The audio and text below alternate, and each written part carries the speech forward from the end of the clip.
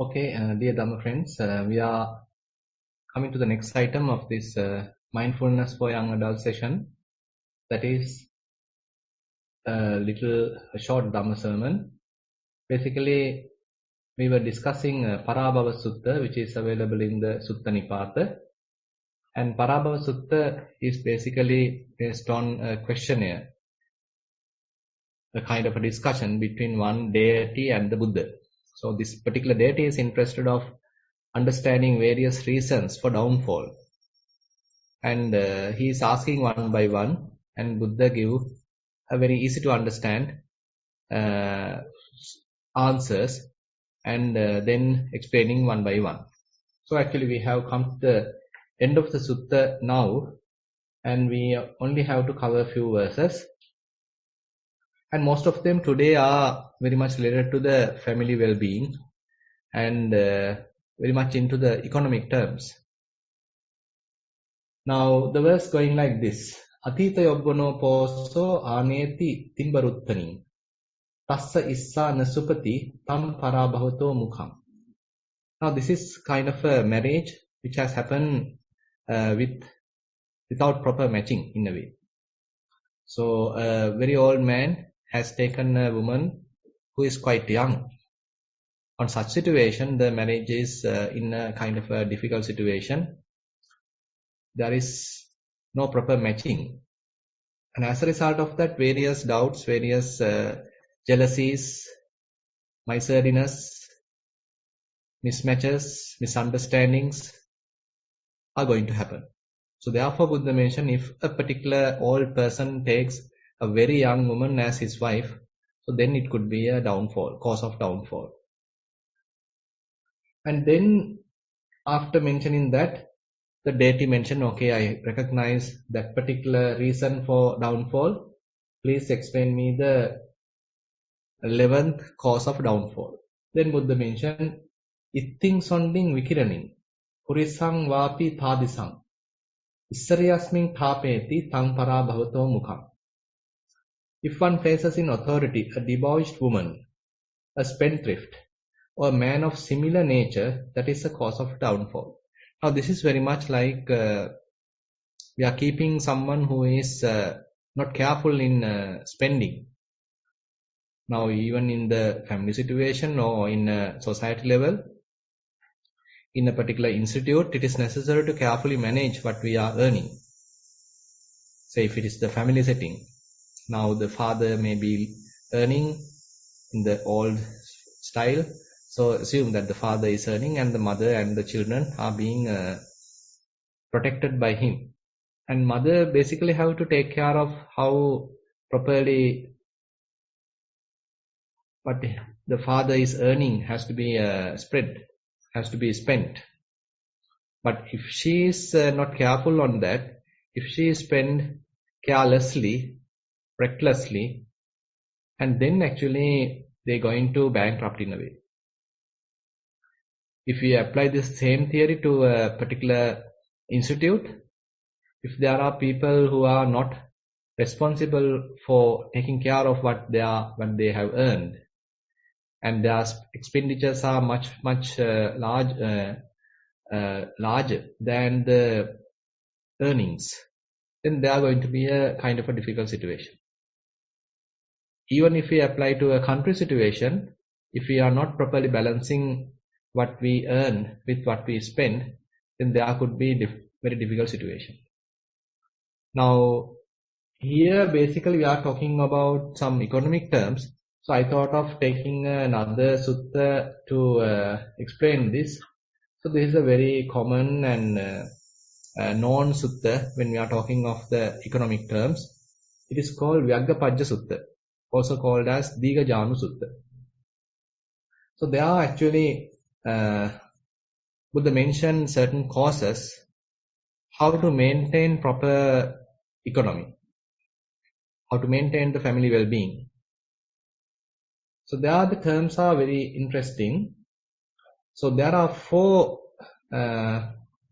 causes which is conducive to maintain a happy household life is mentioned by the Buddha in this particular sutta. Utthana Sampada, Arakka Sampada, Kalyana Mittata, Samajīvikata. Now, when we consider a family life, when we consider a particular institute, a department, a country, so all require a fair amount of effort. Because if the people are quite lethargic, not interested in working, and not efficient, then always there could be a kind of a downfall. And as we just discussed, if they are not careful about how they are spending their earnings, again there could be a kind of a downfall. And Utthana Sampada basically explain that how people are sort of energetic to work hard. It's not that people are going to simply give away money. Rather, we have to earn money. So as a country, as a family, so we have to work hard. Then only we can save something. If we are simply ignoring things and not careful about what we earn and not spending enough time, not dedicating ourselves, then of course we can't earn enough money. Whatever the wealth, it's quite difficult to earn. So earning therefore is one important thing, and how righteously one is earning. So that is another aspect Buddha highlights here. Particularly he mentioned that one has to honestly do some hard work, proper work, honest work, some sort of a dedication which is fairly reasonable to earn something. Now the typical attitude is that we provide as little as possible, but we are expecting a huge salary. So that's the typical attitude people might have. So they don't want to really honestly work. Sometimes people are coming late, but sign as they are on time. So as a result of that, certain departments, they have to spend a lot of money to properly monitor their coming and going, arrival times and departure times. So basically, likewise, so people are not honest in their task. And again, they are not effortful. Sometimes when they come, spend a few hours having the breakfast. Then they start work maybe around 10 a.m. Then again, after some time, they're going for another tea. Then now the lunch time. Then a little break, lunch break. And after that, they are preparing to go home. So this is the typical, and we know that the typical government setup. So people are quite lethargic. They are not effortful. They don't want to spend honestly their time on work. But the other side is also there on certain other times, other companies, or say certain situations. So people are not properly rewarded, even though they are effortfully working, contributing, hard working, they are not properly rewarded. So that is also there. Anyway, but what Buddha highlights here is Utthana Sampada, that always one has to have that energy to raise up. So without being sort of lethargic, lazy, so one has to have enough energy to rise up and to do some hard work. And again, it has to be a righteous work. Probably you can remember in Samma Ajiva, Buddha mentioned about 5 types of trade which are not suitable, like weapon trading, say poison trading, then animal trading. Likewise, there are certain trading that Buddha mentioned, those are not suitable. On the other hand, sometimes people do various frauds, cheating. But on the other hand, what Buddha recommend is honest kind of earning. So basically, in the good old days, so in the agricultural society, so most of them are farmers.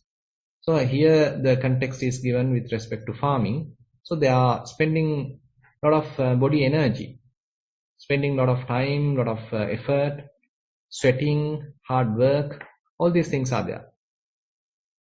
So as a result of that, if they earn something, so it is kind of a righteous earning. So they have put enough effort, spend fair amount of time, and it is a kind of a honest kind of earning. So that is the one that Buddha appreciate, Buddha recommend. Not that someone is sort of acquiring money with the improper way. Now, that Uttan Sampada, it is not only in the this sort of situation, but it is necessary even in the spiritual life. So you have to have some kind of initial effort to start, even to develop mindfulness, even to develop whatever the spiritual quality. You have to have that initiative type of effort. So without it, you never start. You always may do a kind of a postponement without starting. So Utthana Sampada is always that rising up. Even when you come up with faced with various problems, still you are able to get up, able to rise up. On the other hand, that's a kind of a relevance to mindfulness practice here. If one practices mindfulness, so one can recognize how lethargic feelings, lethargic thoughts are appearing in the mind. Because one is capable of recognizing the mind state. So sometimes mind is not that effortful. Mind is not that efficient. Always kind of looking down or feeling little down, not having enough energy. So as a result of that, we are probably nodding and we are going to the bed, or we ignore the session, or we simply find a comfortable place so that we are sort of sleeping even while sitting. So likewise, many drawbacks are there. But on the other hand, if one is able to maintain proper mindfulness practice, again and again applying their mind to the breath, again and again applying their mind to the, say, rising and falling, or whatever the sensation. So this is where the mind is kept fairly efficient, quite active. Then such kind of an active mind is always very vigilant, always appear like efficient, and whatever the task assigned, he can promptly finish, because he is quite vigilant, he is capable and effortful. Even he doesn't know the subject, still he has the capacity to learn pretty quickly. He has the energy, effort to find the methods, learning the know-how, and then doing it properly. So therefore, this uprightness or this effortfulness is quite necessary in every time, in every activity. Not only in the economic terms, but even in the spiritual terms, spiritual side, that is a required quality that one has to have. Then Buddha mentioned about the Arakka Sampada. Now sometimes we are doing a lot of hard work, earning fair amount of money, but if we are careless in spending, so then actually that is in a way a cause of downfall. Because we don't know exactly how much we have earned, and comparatively how much we are going to manage it, and how much we are going to save, how much we are going to spend. So basically, we have to have some sort of a mechanism even to save a little bit. And Buddha actually recommended that. And also after earning, how to protect it.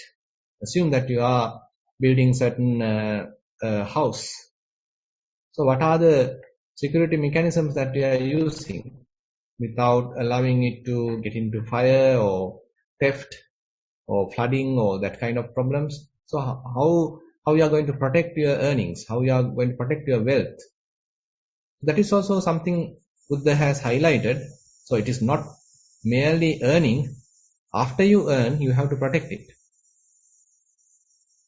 And again, actually this also apply in the spiritual terms. All the spiritual qualities are quite difficult to earn, quite difficult to develop. And once developed, it is again quite difficult to maintain it. Easily they start fading away. Suppose that you are able to develop some amount of mindfulness by participating into a retreat. After coming back home, assume that you had a lot of responsibilities, a lot of duties, various tasks. Now you are involved in all those left duties, and you are neglecting your mindfulness practice, then ultimately you are completely unmindful. Again and again this can happen. So all the good qualities that we develop is quite difficult to retain. So how to retain those spiritual qualities once we develop them? So, and according to the Dhamma, we can recognize till one becomes a Sotapanna, a stream winner, all the other achievements in our spiritual life can be reversible. You can again get into a kind of a downfall. Probably you might have the capacity, you might have the merit power, but if you are not careful, if you are not watchful, what you have earned, what you have developed, all can fade away. So that's a kind of a risk actually that we are running. Even though we have participated in a particular retreat and we work hard, develop our practice, develop a amount of mindfulness, develop a amount of concentration, and tried vipassana. But if we are not continuously practicing it, then all the good qualities that we have earned slowly start fading away. And similarly, if it comes to the mundane terms, say if you are earning some amount of money, if you are not careful about it, if you are negligent about it, someone can cheat, someone can steal, or you may simply ignore it. You are putting onto a wrong place, you are putting into a wrong, say, investment. So all these different possibilities are there. And certain thieves are there, certain taxing schemes are there. So many things are there how to sort of destroy what we have earned. So one has to be careful not only to earn, but also to sort of protect what you have, what one has earned. That is also highlighted by the Buddha as watchfulness or arakka sampada. Then the third one is called good friendship, kalyana mittata. So this kalyana mittata is also helpful in the, of course, in the spiritual life, but even in the mundane life, if you have good friends, they may help you even when you are in a trouble. They may not neglect you. So that is one of the good qualities of the kalyana mittas, good friends. Even you are doing well or not, they are there for you. So that is the quality of the friendship. Certain friends are not like that. They simply talk well and say praise you only when you are doing well. But when you are in a kind of bankrupt situation, they simply ignore you. Sometimes called as a vachi parama. They simply know the kind of words, but nothing into action. But on the other hand, the proper friend, a good friend, actually is there for you even when you are in a trouble. And the most important thing is a kalyana mitta who is really showing you the path, recognizing your, say, shortcomings and carefully taking those into your attention, asking you to correct yourself and showing those faults in your side, and maybe recognizing your strengths and asking you to develop them further. And most importantly, how you are sort of stepping into the spiritual path. So not only, say, mere sensual satisfaction, how one can step into the development of the mind. So that also mostly happen because of the proper association. Certain good people are there. They are not only practicing themselves, they actually want, they actually advise, they actually encourage others also to practice. So those are the good qualities of a kalyana mitta. So he himself going in the correct path, and he encourages others also to practice, to develop the same thing. There is no anything to hide. And he may teach, he may guard, he may guide. So all those things are there. So this Kalyana Mittata is therefore Buddha recommend even in the spiritual life and again in the mundane life. But on the other hand, if one gets the wrong friend, then definitely you are going to face with the downfall, because they may even cheat you, they may even steal you, and they are not helping you. Probably they may take a huge loan from you, but later they ignore you, they are not paying it back. Then you get into a big trouble. So likewise, certain wrong friends, bad friends, actually putting us into a big trouble. The opposite is true for the true friends, good friends. So they are helping us even when we are in a trouble. The last one is called balanced livelihood, samajivikata, and that is where particularly that how income and outflow is properly balanced. So if we know how much that we are earning, and if we know how much we have to spend, what are the bills that we have to pay, so all these things one has to manage in the economic terms. So if we are not properly balancing it, then we are in a difficult situation. So, and on the other hand, if we have very big plans, say if we only earn a little and we are going to spend a huge amount, that's not going to work. Then it is kind of a downfall. Actually, that is mentioned separately in the Parabhava Sutta. So Buddha next talks about if itihetang vijanama ekadasamoso parabhavu dvadasamam bhagava bruhi kim parabhava tomukam. So after the explanation, so that particular deity requesting the Buddha to explain about the 12th factor. Now the 12th factor, appabhogo maha tanho kattiye jayate kule socha rajjang pattayati tam parabhava tomukam. So that is again very much related to the one's own ability. If one doesn't understand one's capacity, asking too much, having very huge hopes, unacceptable type of hopes, unrealistic type of hopes, then Buddha mentioned that is going to cause a downfall. Now, example is given here. One kattiya, that means the one who is in the reigning caste. Now in the all India there are caste system, and the Kattiya, Brahmana, Vaishya and Shudra. And the Kattiya is the one who are ruling the country. But unfortunately here with the example given is about a poor such a person. Even though he is coming from a respectable clan, he's a quite poor person. He's not a capable person. But unfortunately, he has a huge plan. He has a unrealistic kind of a expectation. He want to have the government. He want to have the country, since he is from that Kattiya clan. So here Buddha mentioned it's not going to happen because he's really a poor and kind of a weak person. Even though he had a huge plan, it's not going to happen. So this person may get into a kind of a downfall because of this. So that is more into the craving in one's mind. So certain people are having a lot of craving. They don't know about their proper situation. They don't know exactly about their proper capacity.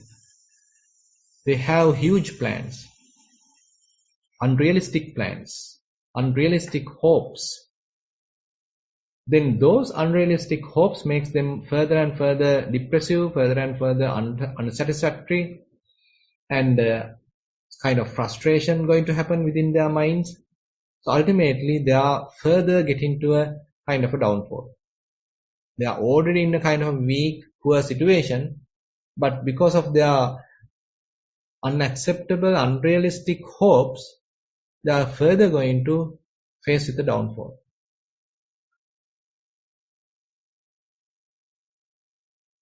And the last one actually is a kind of a summarizing. Buddha mentioned, having examined all these different situations, that the wise person, noble, endowed with vision, passes on to an auspicious world. Now one is careful about these situations, one is careful about these possibilities, trying to avoid them. Now it's not only that we should know how to develop, we also should know how one can face with kind of a downfall. What are the causes for downfall? Now those causes for downfall is explained here in this sutta, and if one examines them carefully, one can avoid all those possibilities.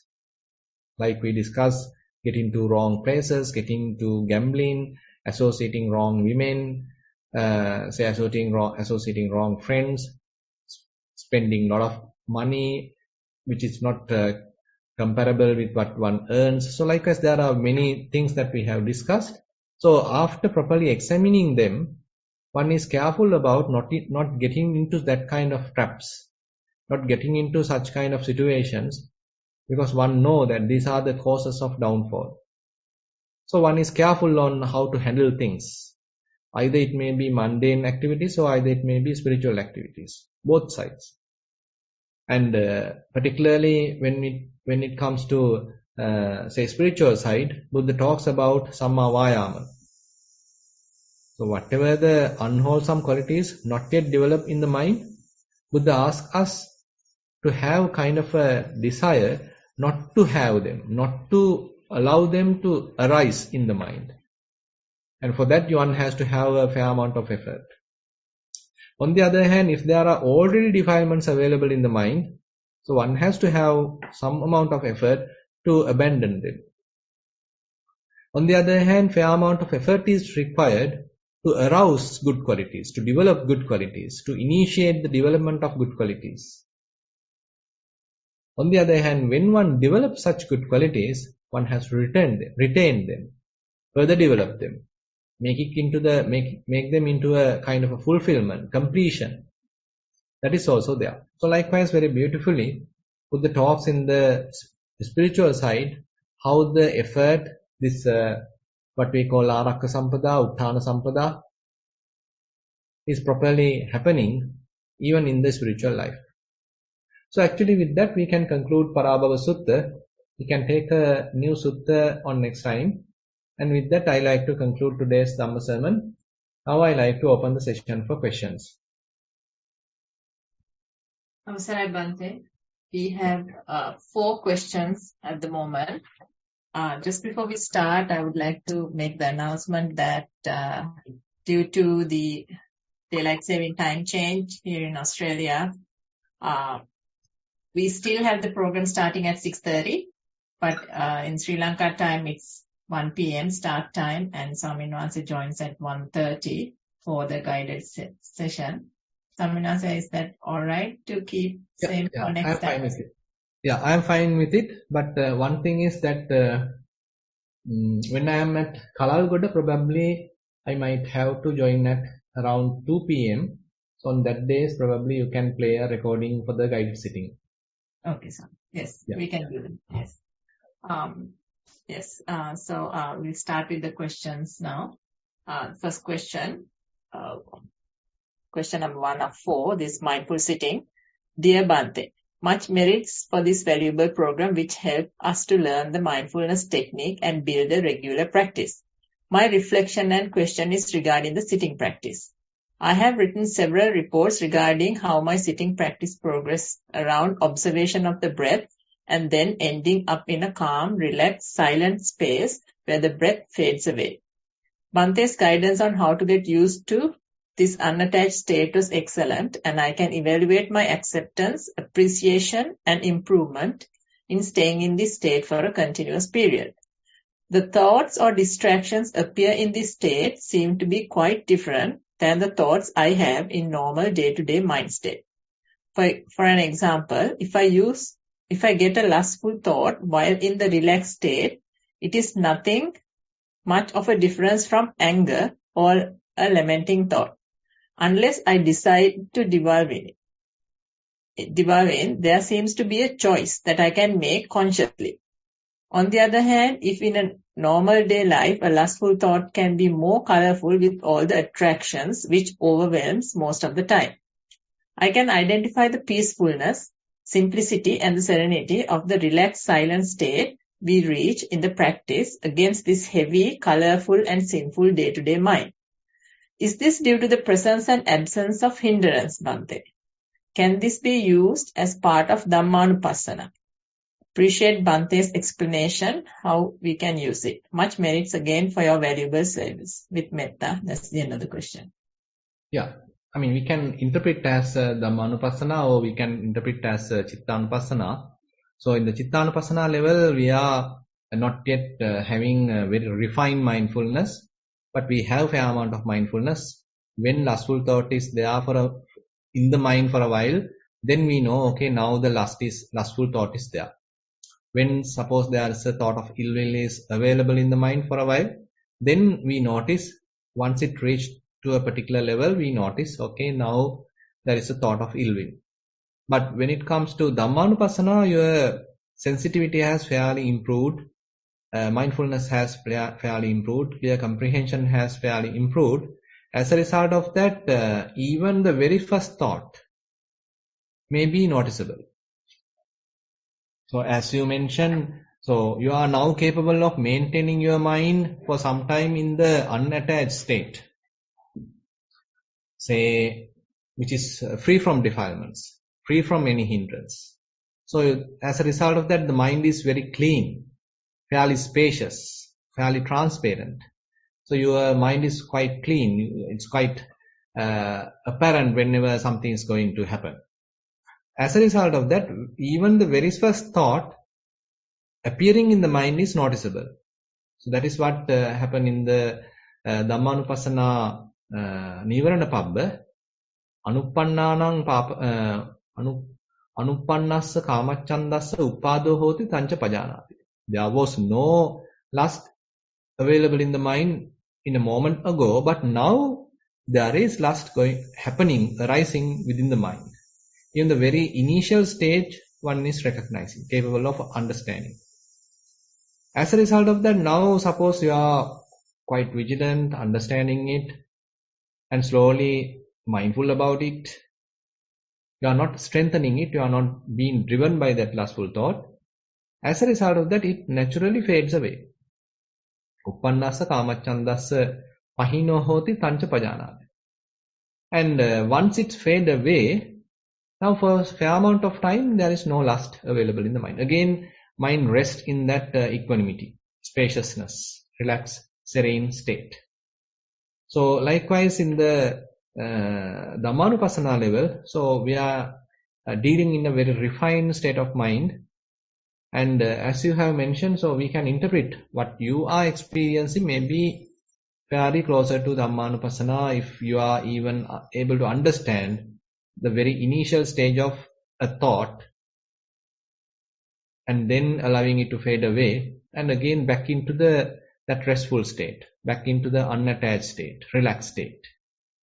So more we recognizing, improving these kind of qualities, then more easily one can maintain that pure state of mind. Yeah.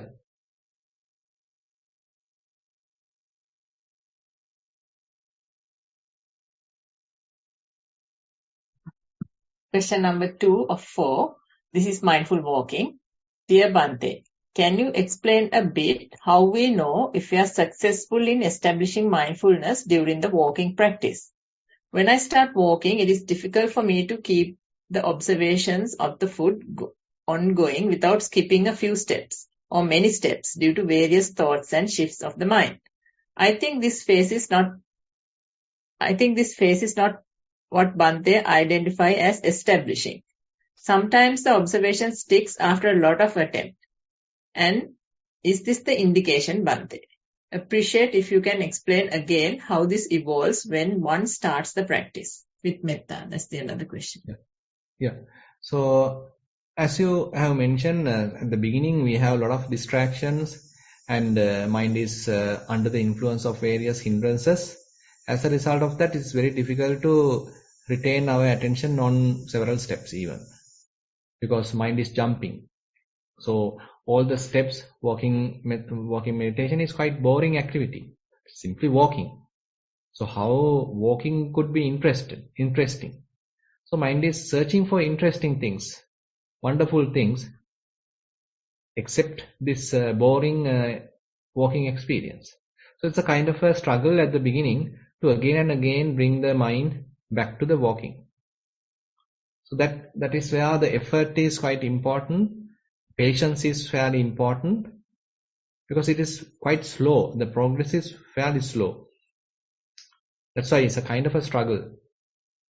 But if you are doing it again and again continuously, slowly it may grow, and it could be sort of able to assess. Now suppose this week you are only capable of developing only 5 steps.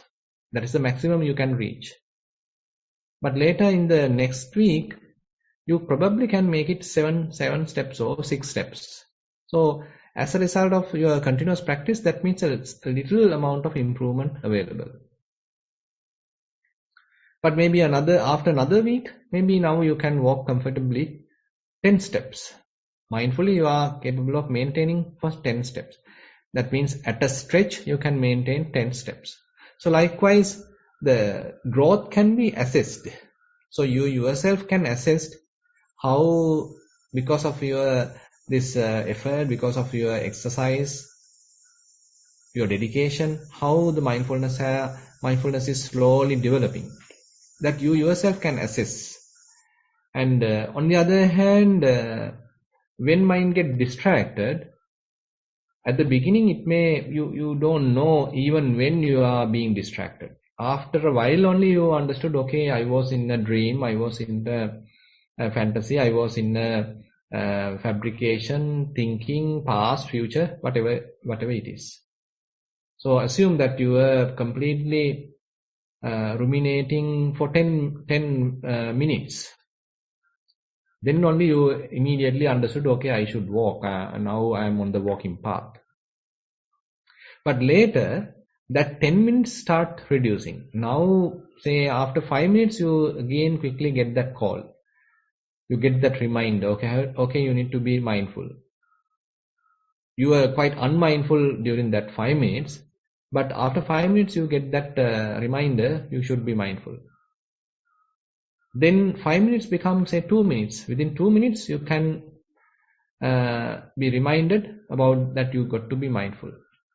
Then maybe within 1 minute, maybe within, say, 10 seconds, then immediately you be mindful. So likewise, it's from there also you can recognize, that is, the wandering time also can be measured in the sense approximately you can understand, okay, approximately how the wandering time has happened, has reduced because of the practice. More and more you practice, the wandering time or the distracted time become less and less. So you can immediately understand when the mind gets distracted. And the interesting thing is, later, so these distractions also help. So once the mindfulness is established, that means you are capable of maintaining your attention where you need. So the mind is fairly tamed. On such situation, you are not much even worried when the mind gets distracted. So that object, the new object, also can become a object of your attention. It's not a must to have the same, say, primary object, even when the mind gets shifted, distracted. So this new object also can be observed. So likewise, certain improvements are possible, and you yourself can assess how the progress is happening. I think those comments would be useful to you. Yeah. Question number 3 of 4 is again mindful walking. Dear Bhante, during walking practice, I start getting really drowsy after about 30 minutes into the practice. My mind drifts to various unknown thoughts and stories as well during this period. Yesterday, I thought of doing something for this issue and started labeling and noting again my left and right foot sensations.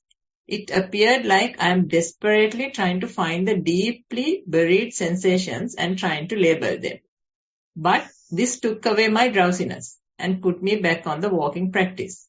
Want to check if this is okay, and thank you for your valuable guidance. With metta, that's the end of the question.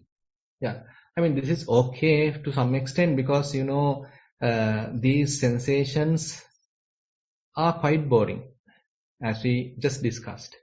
Because they are not really exciting, they are not really interesting, and sometimes these sensations also start fading away. Then mind doesn't have much work to do.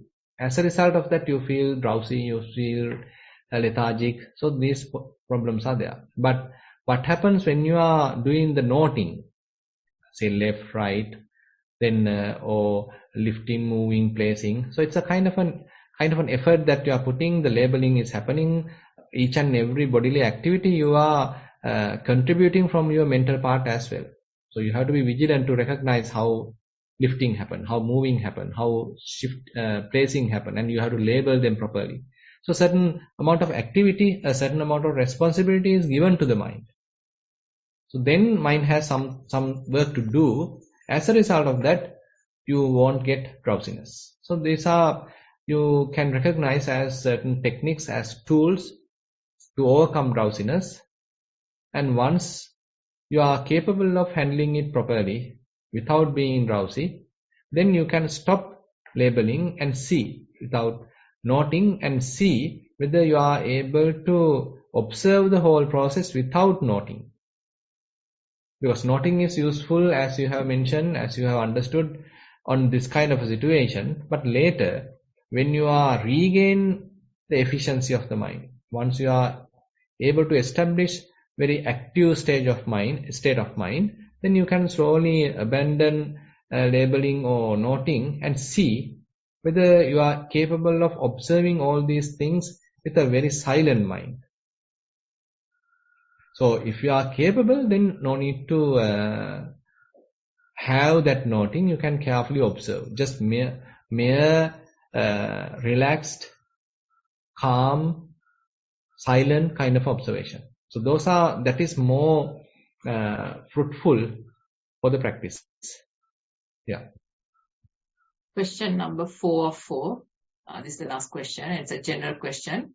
Dear Swamin Wahanse, if time permits, can you explain how the walking and sitting mindfulness practice can be linked to the Eightfold Noble Path explained by the Blessed One?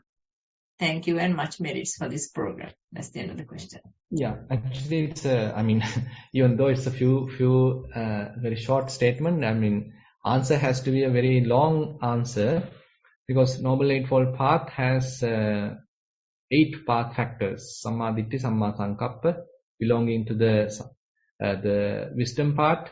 Then Samma Vacha, Samma Kammanta, Samma Ajiva, belonging to the Sila, the morality part. And then Samma Sati, Samma Vayama, Samma Sati, Samma Samadhi, belonging to the concentration or the Samadhi part. Now, actually, when it comes to Samma Ditti, Samma Sankappa, Vacha, Kammanta, Ajiva, so these factors are Buddha mentioned in twofold. One side is that there is a mundane type of side. Samma Ditti has its mundane side. Samma Sankappa has its mundane or laukika side.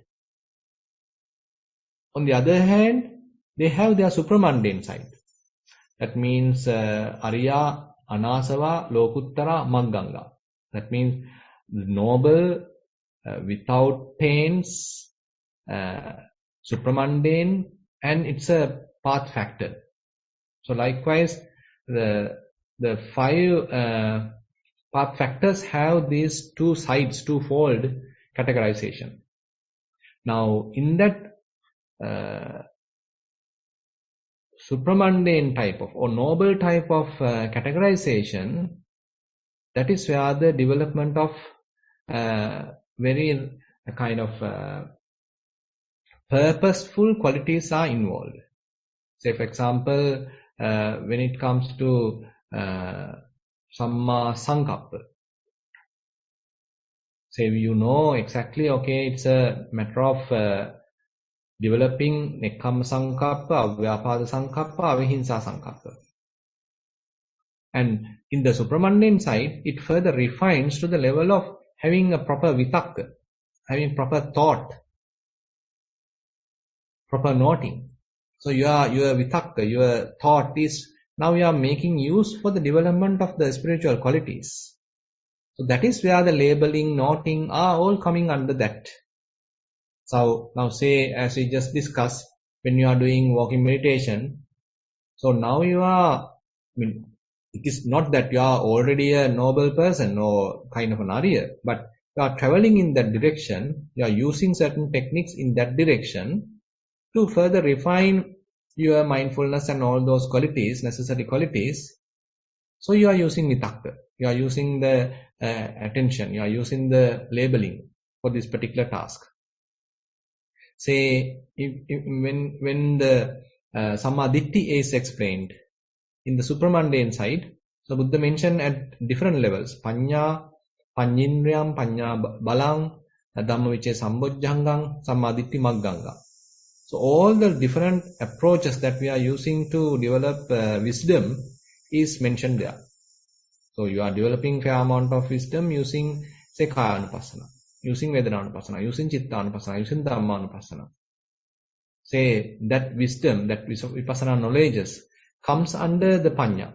Then assume that you are understanding, okay, now the faculty Panya, Panyindriya is quite capable. You can recognize it. You can understand, okay, today my mind is working well. Say my wisdom is powerful today. I can understand easily anything. So likewise, you understand the operation of the wisdom within your mind. And later when it comes to Panya Bala, so you are not worried even when mind is sort of ignorant, because you know how to develop wisdom. The techniques are known to you. So you have that confidence. And Dhammavicaya Sambojjhanga basically further and further refines these qualities, and your whole practice is now directed towards the Nibbana, not into the typical mundane things. Now you are further developing wisdom carefully, more directed towards Nibbana. So likewise, all these are fairly related. Sila Sikha, Samadhi Sikha, Panya Sikha, all these things are fairly related. So when you are doing walking practice, you have to have some kind of a restraint.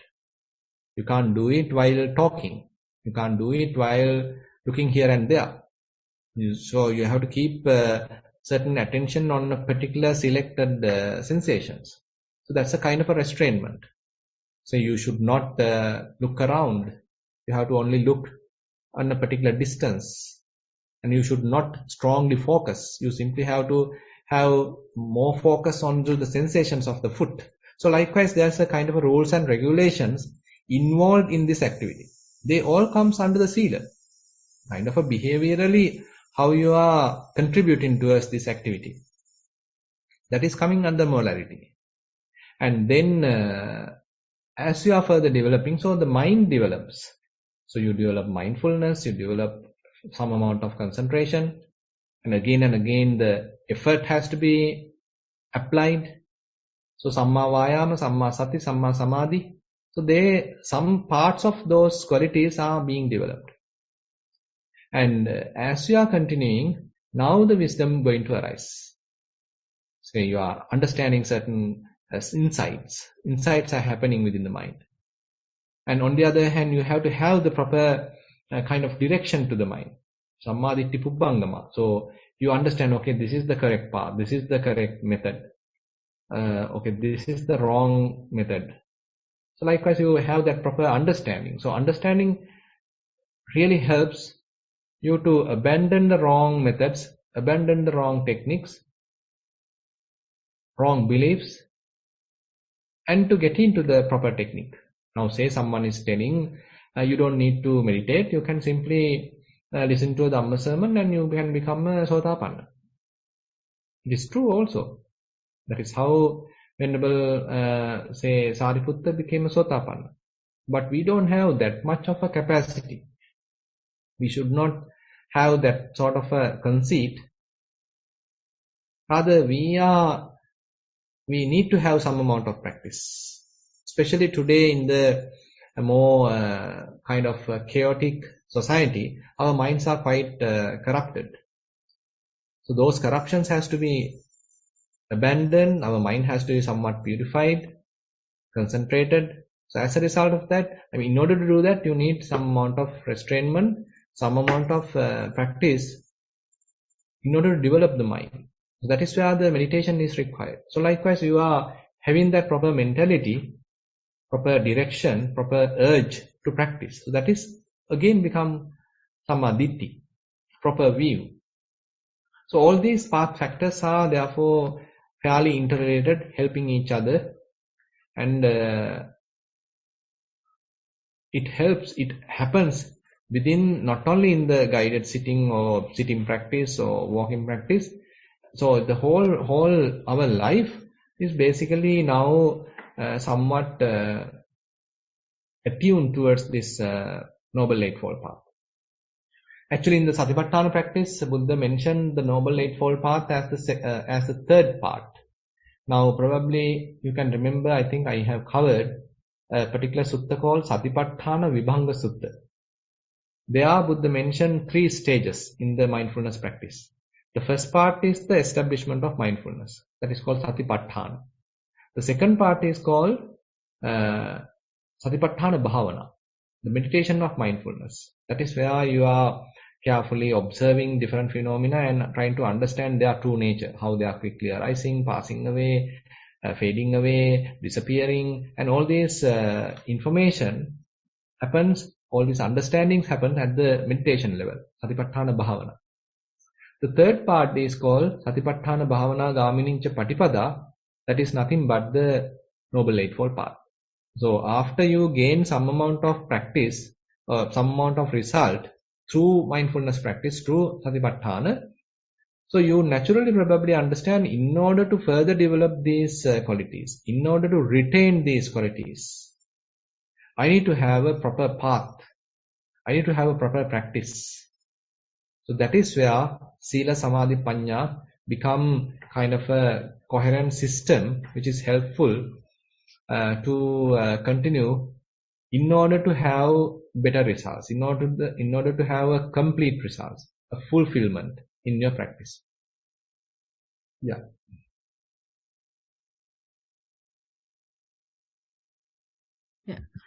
So that was the last question for today. I think we just only have 5 more minutes, so I think we'll end the program. Before we end the program, just to remind everyone once again that due to the daylight saving time change in Australia, we still have the program in Australia at 6:30 p.m., but for Sri Lanka it's 1 p.m. So starting, you can join at 1 p.m. from Sri Lanka, and I think towards the end of the month, UK time also changes. So you will need to actually check your time. So we will still keep it at 6:30 Australia and 1 p.m. Sri Lanka. So to end the program, I would like to first thank Bhante for his valuable time and answering all our questions. Also thank all the supporters of this program, both seen and unseen, and the participants for joining the program. Theruvan Saranai, Sadhu, Sadhu, Sadhu. Yeah, Theruvan Saranai.